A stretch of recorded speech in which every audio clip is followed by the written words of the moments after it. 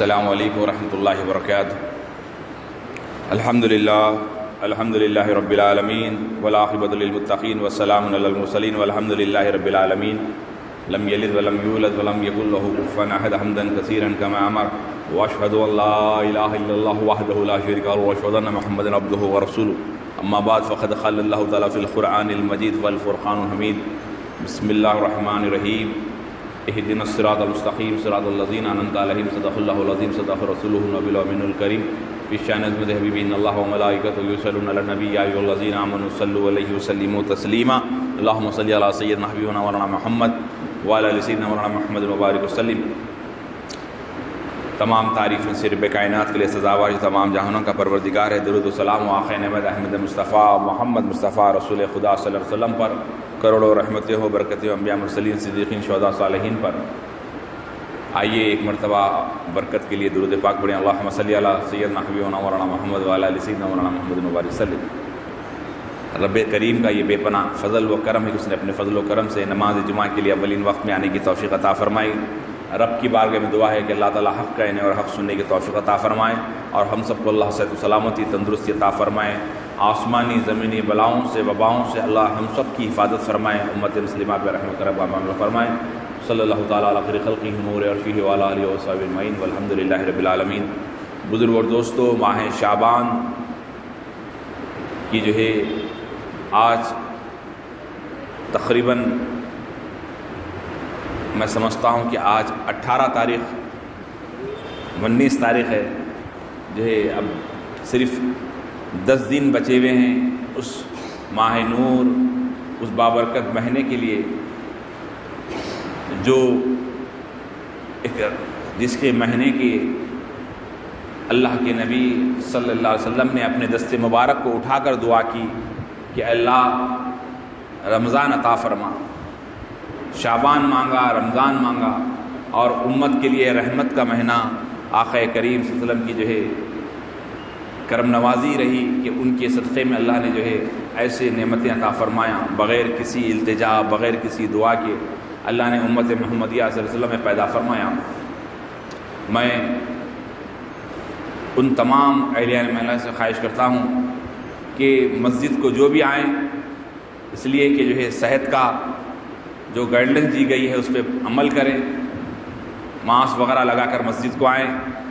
جو بھی مساجد کے لیے نکل رہے ہیں ان سے جو آواز میری باہر تک جا رہی ہے وہ لوگ اس لیے، اور وہ لوگ مسجد کی طرف جو کھانسی وغیرہ ہے، زکام وغیرہ ہے، بار بار چھینک وغیرہ آ رہی ہے، ایسے لوگ پرہیز کریں تو بہتر ہے، اس لیے کہ جو ہے ڈاکٹرز وغیرہ کا کہنا ہے کہ جو ہے مرض جو ہے دوسروں کو پھیل سکتا ہے، اور اکثر ہم نے دیکھا کہ زکام جو ہے پھیلتی ہے، ایک کچھ دن کے لیے رہتا ہے، لیکن جو ہے نا ڈر و خوف سے بچنا چاہیے۔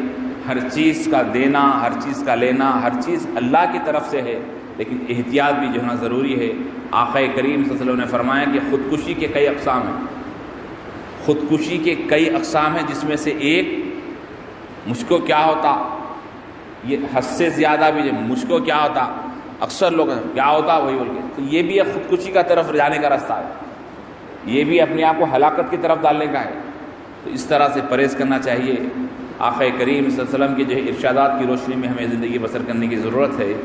تو بزرگ اور دوستو، آج کا میرا عنوان ازواج زندگی کیسی ہو۔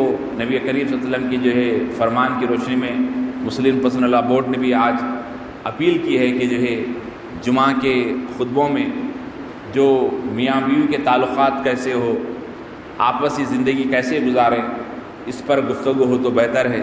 ویسے اللہ کا کرم ہے، اس ناچیز پر جو ہے یہ عنوان ہمارا جو ہے کل ہند تنظیم اصلاح معاشرہ کی جانب سے جاری و ساری رہتا ہے، کام جاری ہے۔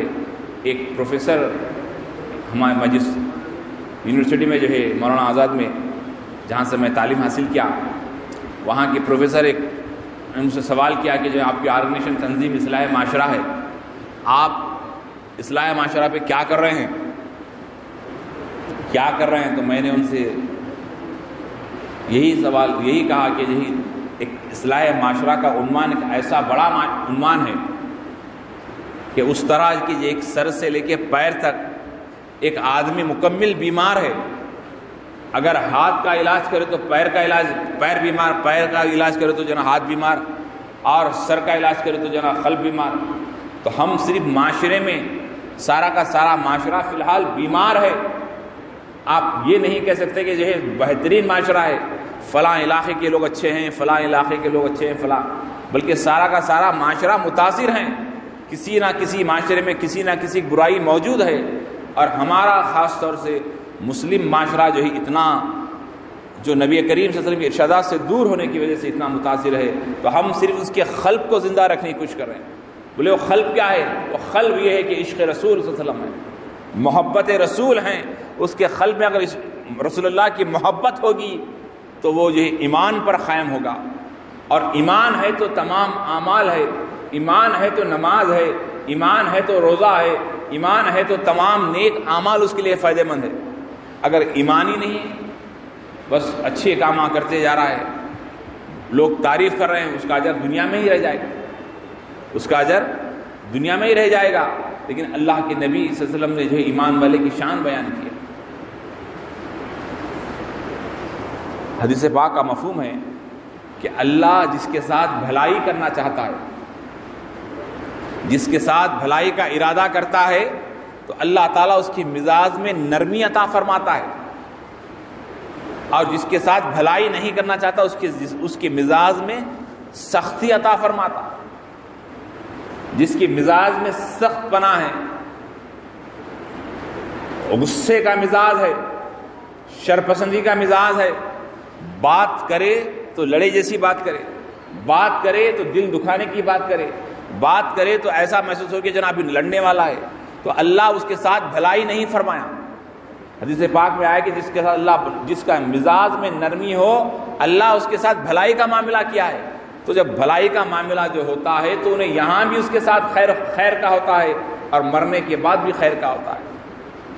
اور جس کے حدیث پاک میں اور ایک مقام پہ آیا کہ جو ہے تم میں بہترین مومن وہ ہیں جس کے اخلاق بہتر ہو، جس کے اخلاق بہتر ہو، اور تم میں وہ سب سے معتبر بہتر ہے جس کی بیوی گواہی دے کہ میرا شوہر سب سے بہتر ہے، جس کی بیوی کہے کہ میرا شوہر بہت اچھے اخلاق والا ہے۔ یہ بہت مشکل کام ہے۔ میں آپ کو جو کسوٹی بتا رہا ہوں کہ بیوی کہے کہ میرا شوہر اچھے اخلاق کا ہے، سب سے بہترین گواہی اخلاق والے کی وہ ہیں کہ جو بیوی کہے کہ میرا شوہر بہت اخلاق والا ہے۔ یہ ہونا بہت مشکل ہے۔ آپ بولیں گے وہ کیسے، وہ تو بیوی ہے۔ اکثر لوگ بہت اچھے بنے پھرے کرتے ہیں، بہت اچھے انداز میں پھرا کرتے ہیں، لیکن ان کے گھر کا ماحول اتنا کلتن ہوتا ہے کہ گھر میں گئے تو پتہ چلتا ہے کہ کتنے قابل ترین شخص ہے یہ۔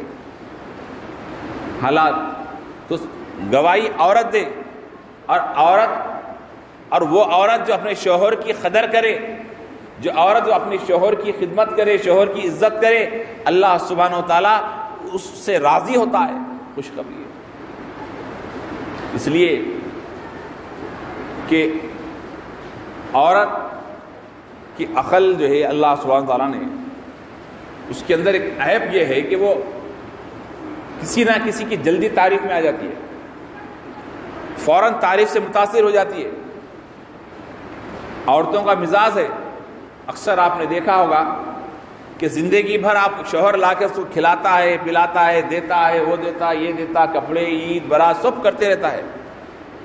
اگر ایک چیز ایک دن نہ لائے تو ختم، پورا گھر میں جو ہے قیامت برپا۔ تو وجہ کیا ہے؟ اس کی کم عقلی کی جو ہے دلیل ہے وہ۔ اللہ کے نبی صلی اللہ علیہ وسلم نے فرمایا کہ عورت کی گواہی عادی ہے۔ اور بعض عورتوں کو آپ نے دیکھا ہوگا کہ آپ زندگی بھر لاتے کھلاتے رہتے، آپ کوئی چیز لا کر اس کے بھائی، اس کے افراد، اس کے خاندان کے لوگ، عورت کے خاندان کے علاوہ کوئی بسکٹ کا پڑا ہی نہیں سمجھے آپ لائی، ایک معمولی چیز بھی لا کے دے دیے تو جو ہے نا بار بار وہ عورت دہراتی رہتی، معلوم ہے میرے بھائی لائے تھے، معلوم ہے میرے خاندان کے چاچا لائے تھے۔ وہ زندگی بھر پام بیچارہ پالتے رہتا، مصیبت کر کے، محنت کر کے، وہ یاد نہیں۔ لیکن عورت کی عقل کمزور ہے، تو عورت کے مزاج کے ساتھ مرد کو جو ہے زندگی بسر کرنا ہے۔ ہمارا بہت بڑا المیہ یہ ہے کہ ہم جو ہے بچی کو انجینئرنگ پڑھا رہے ہیں، ڈاکٹر پڑھوا رہے ہیں، ایک سے قابل ڈگری کی طرف پڑھا رہے ہیں کہ کیونکہ نوکری کروانا ہے، اس کو قابل بنانا ہے، لیکن ہم جس سے شادی کروانا ہے، جس سے شادی کرنا ہے، جس کے ساتھ زندگی بسر کرنا ہے، جس کے ساتھ جس سسرال میں جا کے رہنا ہے، ہم نے کبھی اس کے تعلق سے بتایا نہیں، بلکہ ہم شرماتے ہیں اس طرح کی بات کرنے سے۔ بلکہ اسلام یہ کہتا ہے کہ تم اپنے بچیوں کو تربیت دو۔ کئی کی تربیت؟ سائنس کی، کمپیوٹر کی، کتابوں کی نہیں۔ زندگی شوہر کے ساتھ کیسی گزاریں، زندگی دوسروں کے ساتھ کیسی گزاریں۔ اسلام نے کہا کہ خود بھوکے رہ کے سامنے والے کو کھلانا، یہ سیدۃ النساء العالمین سیدہ طاہرہ بی بی فاطمہ سلام اللہ علیہا کی تعلیمات ہے، یہ اس کو بتانے کی ضرورت ہے۔ گھر پہ فقیر آ گیا، دستر پہ ایک روٹی ہے، خود نہیں، ساحل کو پہلے دے، یہ عورت کو تربیت ہو۔ شوہر کی رضا میں اللہ کی رضا ہے، یہ تربیت ہو۔ جس عورت سے شوہر ناراض ہوتا ہے، مرنے سے پہلے اس کی زبان پہ کلمہ نہیں آتا، اس کو یہ تعلیم دینا چاہیے۔ ہم اپنے بچوں کو تعلیم، ہم سمجھ رہے ہیں کہ جو ہے انگلش میڈیم کے بڑے سے بڑے اسکول میں ڈال دیں گے تو قابل رشتہ آئے گا، قابل زندگی ہوگی۔ نہیں، رشتہ قابل اس وقت آئے گا جب اللہ اس کا راضی اس کے ساتھ ہوگا۔ اللہ رسول جس کے ساتھ راضی ہو، اس کی زندگی میں برکت ہی برکت ہو۔ میرے بھائی بزرگ اور دوستو، ہم نے دیکھا کہ آج مختلف مسئلے مسائل جو ہو رہے ہیں کہ ہم ازواج زندگی کو سمجھے نہیں۔ بعض تو وہ ہیں عورت کو غلام سمجھ رہے ہیں، ایک عورت کو بالکل باندی سے بدتر سمجھ رہے ہیں۔ عورت کو لا لیے، سارے شادی کر کے لا لیے، اپنے بھائی کے کپڑے دھونا نہیں لگا رہے ہیں، دیور کے کپڑے دھونا، سسرے کے کپڑے دھونا، ساس کے کپڑے دھونا، سارے گھر کا پوچھا مانا، دھونا دھلانا، یعنی پورا مکمل 4 لوگوں کا کام ایک عورت سے کروا رہے ہیں۔ بہت بڑا کام کر رہے ہیں۔ بولے کیا بڑا کام؟ ہم اس کو کھلا رہے ہیں، اس کو پہنا رہے ہیں۔ نہیں میرے بھائی، اللہ کے نبی صلی اللہ علیہ وسلم نے فرمایا کہ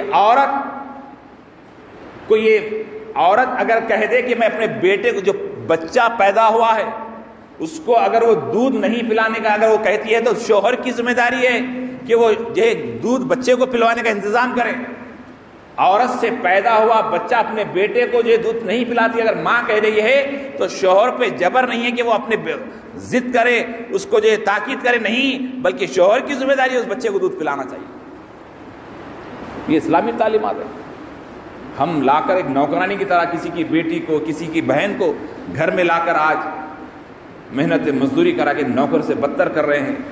وہ باپ جو اپنے دل کے ٹکڑے کو آپ کے حوالے کیا، وہ بھائی جو اپنی بہن کو کسی کے نکاح میں دیا، اس کی جو ہے اس کا احسان ہے۔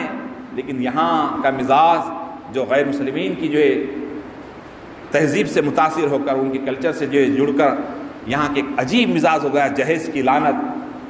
بارہا آپ نے سنا ہوگا کہ جہیز جہیز جہیز۔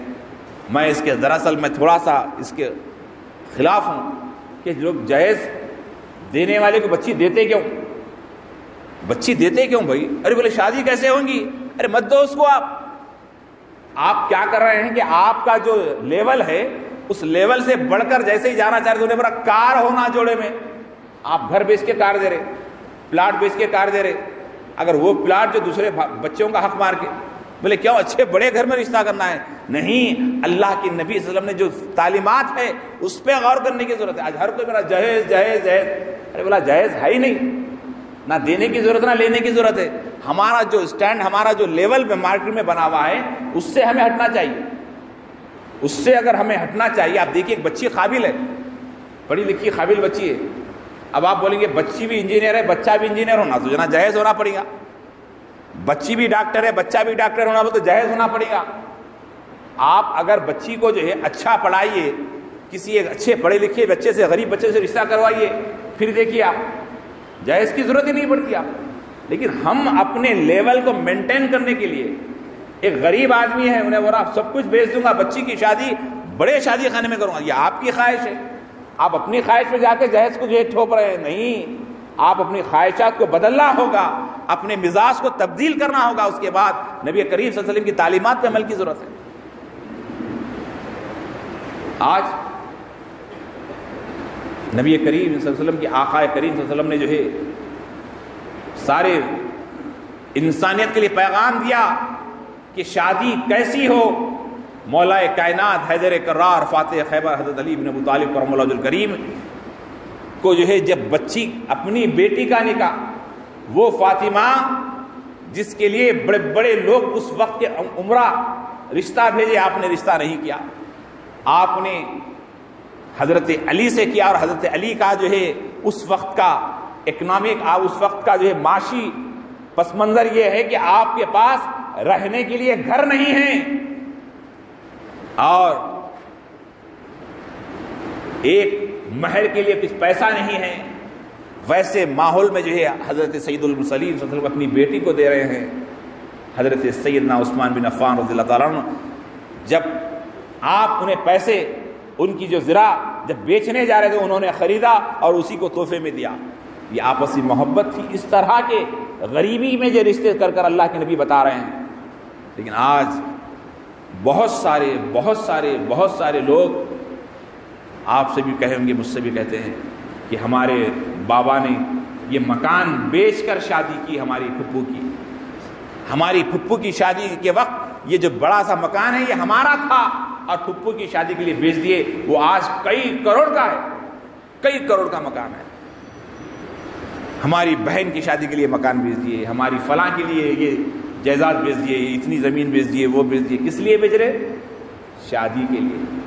شادی کو ایک بہت بڑا ایسا معاملہ بنا دیا. وجہ کیا ہے کہ ہم نے نبی کریم صلی اللہ علیہ وسلم کی تعلیمات کو بھول گئے، چھوڑ دیے، جس کی وجہ سے یہ مصیبت ہمارے پر آئی ہے. ارے ہونا تو یہ تھا، یہ 5 وقت کی جو نماز کا جو اہتمام ہے نا، میری گفتگو اگر کڑوی ہے تو میں معافی چاہتا ہوں. یہ 5 وقت کی جو نماز کا جو اہتمام ہے یہ کیا ہے؟ ادھر والوں سے خیریت لے کر یہ اپنے مسائل کو حل کرنے کا مقام ہے. یہ مسجد صرف سجدے کے لیے نہیں ہے، صرف عبادت کے لیے نہیں، اس کے ساتھ آپ کے اور ہمارے مسائل کا حل کا مرکز تھا. مسجد نبوی کے اندر اللہ کے نبی صلی اللہ علیہ وسلم جو ہے رشتے طے کرتے مسجد نبوی میں اللہ کے نبی بیٹھ کر. ارے ہونا تو یہ تھا کہ بستی کے اندر یہ بچے ہیں، یہ بچیاں ہیں، آپس میں رشتے ہوتے اور آپس میں محبت ہوتی اور خاندان ایک بستی نہیں بلکہ ایک قبیلہ بن جاتا، ایک خاندان بن جاتا. کتنا اچھا ہوتا. کوئی غیر آ کر ایسا بستی میں آتا تو کہتا ہے کہ یہ فلاں پورے کے پورے رشتے دار ہیں آپس میں، تو کتنا بہترین ماحول ہوتا. یہ مسجد نبوی کا جو کلچر تھا، اللہ کے نبی جب ہجرت کر کر مسجد نبوی میں آئے تو اللہ کے نبی نے کہا فلاں اے عمر تمہارے انصار، فلاں انصار تمہارے بھائی، ابو بکر فلاں انصار تمہارے بھائی، اور فلاں تمہارے بھائی، فلاں تمہارے بھائی. رشتوں کو جوڑا. اور یہاں تک کہ انصار صحابہ اپنے نکاح میں جو عورتیں تھے انہیں جو طلاق دے کر ان سے نکاح کروایا. رشتہ داری ہوئی. انصاری صحابوں سے رشتہ داری جب مکے والوں کی ہوئی تو ایک قبیلہ بن گیا. ایک یہود کمزور ہو گئے، نصرانی کمزور ہو گئے اور تمام ایک ہو گئے اور تمام کے تمام رشتہ دار ہو گئے. بتاؤ کہ اس بستی کے لوگ اگر آپس میں رشتے کرتے ہیں، ہر بستی والا اپنے اپنے رشتے میں کرتا ہے، ہر خاندان والا اپنے خاندان میں رشتے کرتا ہے، تو ایک مضبوطی آتی ہے، ایک پختگی آتی ہے، آپس میں محبت آتی ہے، اچھے برے میں ایک دوسرے کے قریب ہوتا ہے. اس کن سالن پکا، اس کن کھانا پکا، اس کن سے اس کن آ رہا ہے، اس آدمی سے اس آدمی کا آ رہا ہے. جب آپس میں رشتہ ہوتا ہے تو یقین یعنی محبتوں میں اضافہ ہوتا ہے. ایک بہت بڑا آپ کے لیے جو فائدہ آپ کا ہے. اسلامی تعلیمات سے دور ہونے کی وجہ سے آج بچیوں کی عمریں 30 سال 35 سال 40 سال ہو جا رہے ہیں، رشتے ڈھونڈ رہے ہیں. اور کچھ ظالم رشتے لگانے والے ایسے ہیں، اللہ ان کو جو ہے ہدایت دے کہ یہ بچوں کی شادیاں ہو جا رہے، بچوں کی شادی ہو جا رہے، پھر بھی فوٹو رکھ کے پھر رہا انہیں مشاہدہ، فوٹو پہ فوٹو بتا رہا کلیکشن کر رہا، خالی جھوٹ. یہ معاشرے میں چل رہا ہے میرے بھائی. تکلیف ہوتی ہے بولے تو. اس کی وجہ کیا ہے؟ ہم اپنے مسجد کے امام سے دور ہو گئے، ہم مسجد کے خطیب سے دور ہو گئے، مسجد کے مصلیوں سے ہمارے تعلقات خراب. انہیں ایسا انہیں ایسا، انہیں یہاں نماز پڑھتا انہیں وہاں نماز پڑھتا، انہیں آمین نہیں بولتا انہیں آمین بولتا، انہیں فاتحہ نہیں، انہیں درود نہیں، سلام نہیں۔ ارے جو چیز کے بارے میں بتایا گیا ہے اس سے دور ہو رہے ہیں، اور جس کے بارے میں کرنے کا حکم ہے وہ نہیں کر رہے ہیں۔ اگر ایک مصلی دوسرے مصلی سے محبت کرے، سلام کریں، السلام علیکم، السلام علیکم، خیریت سے، خیریت کے معنی کیا ہے میرے بھائی؟ خیریت بولے تو بھائی خیریت، کھانا ہے، بخار ہے، کیا ہے؟ خالی ہے ہلو نہیں۔ خیریت کے مطلب کیا ہے کہ آپ کی طبیعت کیسی ہے، پریشانی ہے، کچھ مدد ہے تو مدد کرنا چاہیے، ایک دوسرے کا خیال کرنا چاہیے، یہ خیالداری کا نام اسلام ہے۔ تو عرض کر رہا تھا کہ ہمیں آپس میں رشتے کرنے کی ضرورت ہے۔ اللہ کے نبی صلی اللہ علیہ وسلم نے جو تعلیمات کو بتایا ہے ہم اس پہ عمل کرنے کی ضرورت ہے۔ آج بچوں کی عمریں زیادہ سے زیادہ ہو رہے ہیں، ہم بوڑھے ہو رہے، وجہ کیا ہے کہ ہم جب رشتہ دیکھنا شروع کرتے ہیں ایسی عمر میں شروع کرتے ہیں جس وقت وہ جو ہے 25 سال کے بعد 30 سال کے بعد بچوں کی شادی کی بات کر رہے ہیں، نہیں، بچی 18 سال کی ہو جائے، 19 سال کی، 20 سال کے اندر اگر رشتہ کریں گے تو یقین جانیے جلدی شادی ہوتی ہے۔ بڑے بڑے اکابرین، بڑے بڑے لوگوں کا کہنا ہے کہ جو 20 سال کے اندر اللہ نے جو چہرے پہ نور دیا بچوں کے، فوراً رشتے ہوتے ہیں، کالے رہو پیلے رہو کیسے بھی رہو، اگر عمر بڑھتی ہے تو اللہ نور ہٹاتا ہے۔ تو ہمیں چاہیے کہ بچوں کے رشتے جلدی کریں۔ اللہ کے نبی نے فرمایا کہ 3 چیزوں میں جلدی کریں، 3 چیزوں میں جلدی کریں۔ پہلے جماعت ٹھہر جائے، نماز کا وقت ہو جائے تو جو ہے فوراً نماز میں جلدی کرو۔ دوسرا، بچی بالغ ہو جائے تو شادی میں جلدی کرو، بچی بالغ ہو جائے تو شادی میں جلدی کرو۔ تیسرا، انتقال ہو جائے تو تدفین میں جلدی کرو۔ 3 چیزیں، ارے اسلامی تعلیمات ہمارے پاس ہے لیکن اللہ اکبر ہم اس سے دور ہو رہے ہیں۔ بچی بالغ ہوتے کی شادی کا انتظام کیا جائے۔ آج برقع پوش خواتین جو ہے بازاروں میں وغیرہ وغیرہ جو دیکھ رہے ہیں آپ، اس کی وجہ کیا ہے کہ ہم نے ان کا جو ہے جلد سے جلد ہاتھ پیلے نہیں کیے، جلد سے جلد ان کو جو ہے ان کے جو ہے حقوق ادا نہیں کرنے کی وجہ سے یہ عذاب آ رہا ہے۔ آج ہم کو چاہیے کہ جو ہے ہم اپنے خاندان میں رشتے کریں، اور میاں بیوی کو چاہیے کہ آپس میں محبت سے پیش آئیں۔ بہت آپ دیکھ رہے ہیں کہ بیوی سے گفتگو کیسی ہو، نرم انداز میں ہو، محبت سے ہو، اور سب سے بہترین صدقہ وہ ہیں جو شوہر اپنی بیوی کو محبت سے نوالا کھلائے۔ آپ دیکھیے عورت کو کیا ہے، صرف تعریف کر دو خوش ہو۔ ایک عورت آپ کے لیے بہت بڑی نعمت ہے۔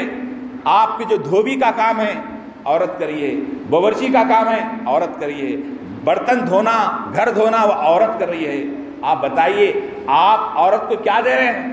کچھ نہیں۔ کسی کی بیٹی آپ کے پاس آئی ہے، کسی کی بہن آپ کے پاس آئی ہے، اللہ کو حاضر جانتے ہوئے زندگی گزارے، اللہ دیکھ رہا ہے سمجھ کر زندگی گزارے، تو یہاں بھی آپ کامیاب رہیں گے، وہاں بھی کامیاب رہیں گے۔ اور عورتوں سے محبت سے پیش آئیں۔